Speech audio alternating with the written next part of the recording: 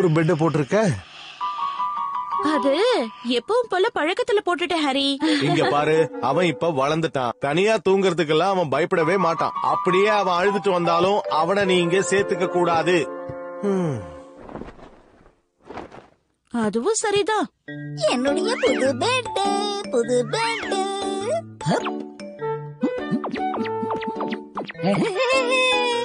எப்படி வேணாலும் புரண்டு படுக்கலாம், யாரும் என்ன தொந்தரவு பண்ண மாட்டாங்க. இதை கீழே படுத்தனா அந்த பக்கம் ஹீமா வரை, இந்த பக்கம் அம்மா இருப்பாங்க.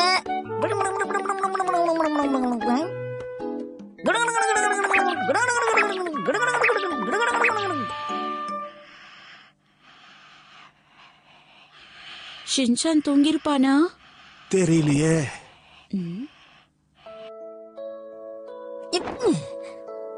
அம்மா அப்பா ஹீமா. சரி, நாம தூங்குவோம்.